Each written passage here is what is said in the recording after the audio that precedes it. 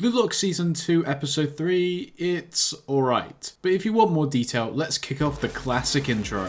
Welcome back, people of the internet. I'm your host, Raving Geeks, coming at you with another Blue Lock episode review. Now, we have all presumably watched the latest episode, correct? If you have not, why are you here? Anyway, before we continue, you may have noticed you aren't subscribed. Do you want to be an egoist? If yes, like and subscribe. And if no, like and subscribe anyway. All support is greatly appreciated. I also have a Blue Lock Discord, the Neo Egoist Geeks, where me and other content creators interact with the community. A link will be left down below. To start off this review, let's confront the things this episode had done that was the same as last episode. And these aspects are some of, if not the biggest complaints regarding this season's animation quality. The well-regarded and known PNG lock, slideshow, PowerPoint presentation, or still image editing is what is most prevalent in this first match's development. Episode 2 was a time for our community to roast, and the community did not hold back. Now, to address the elephant in the room, and I do not mean Kaiser's father, I will personally say, as much as I dislike this aspect being used as frequent as it is, it does not excuse the fact that people are threatening the animation studio in any way. Harassment and threats are not tolerated here. So how about you all take a chill pill or f***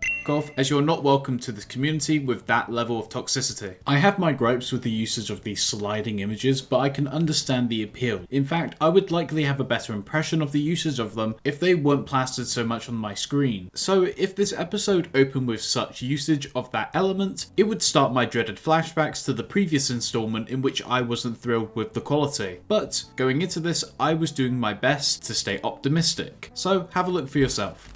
What are we expecting from episode 27, The World You Feel? What are we expecting? Rin and Shido still at each other's throats. We'll see where this goes from here. Okay, this is cool. I like this visual scene, but there's not much else to that. It's much more calm and collected than the usual, like, puzzle piece stuff. Okay, we're already having actual movement. Karasu on him, as we expect. A problem that I have is for the actual kick portion of the goals, they rarely show the collision of the foot against the ball, to where they just hard cut to the actual goal being scored. In fact, some aspects of this episode felt like they were just straight up cut. Okay. Did they just skip a whole bit? Iski wasn't even shown getting past that dude.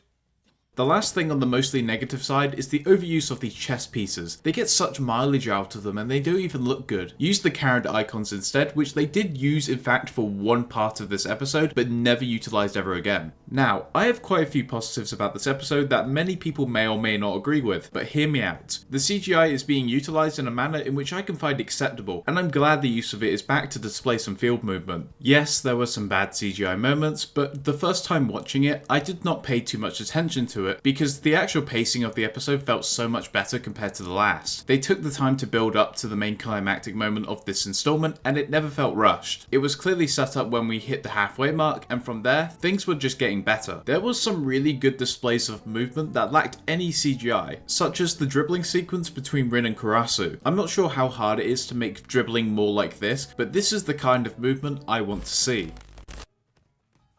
Okay, no, okay, that's alright. That's good. I like that. I appreciate it. The auras of this episode looked good. Shido's wings definitely had the right effect for his wings, but weren't executed in an actual winged shape fashion. But they still look good. And I got something to point out. I found something in this episode that was way funnier than it should have been. This would actually be a critique, but it got such a giggle out of me, I'm not even too mad. But in the future, this sort of approach should stop. Have a look to see what I mean. Big up Hiyori.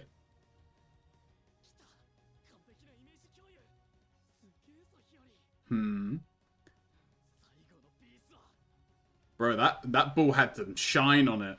You see that? He missed.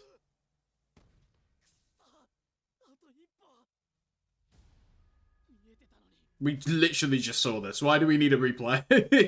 we What the fuck is the point of that? What is the point of you showing a bit in which we literally saw like 10 seconds ago? What was the point?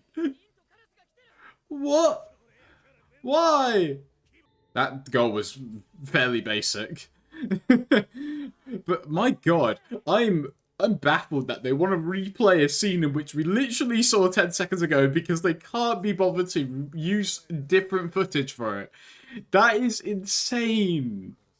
Finally, we get on to the main event of this episode, and can I be honest, I think the hate on this is a bit unjustified, but then again, it's my opinion against others, so no one's correct. Everyone is allowed to think and feel the way they want. Isagi's entering flow scene was actually pretty good. The aspects of the scene that didn't even look that good weren't the focus for any longer than a second or two. The execution replicates the manga to where no character dialogue is exchanged, and only the actions that speak louder than words is showcased. And the visual detail in which we see, I in fact love. The different art styles of Isagi as his intensity is rising, the pacing of the moment, the foreshadowing of metavision, the same effect applied to Isagi as Chigiri was given in the last episode, which added just more of that extreme emotion, and the impact of the ball being hit by Isagi, all done to make what I believe to be the best goal thus far in the season, which isn't a high standard, but heyo. I love this scene, and I'm quite glad even with the lesser focus on the presentation of the third selection thus far, this was the best looking one, and really had my genuine interest regarding it.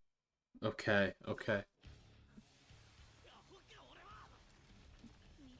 Oh shit. Wait. Budget? Are we seeing a budget back? Are we seeing budget come back? Come on. Don't mess this up. Don't mess this up.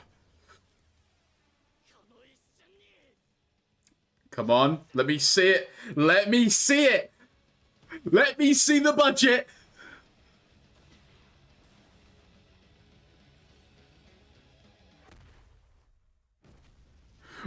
Whoa! Wild.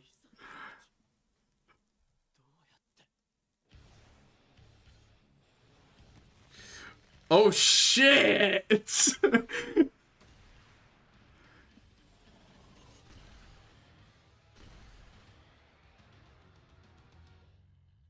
Okay.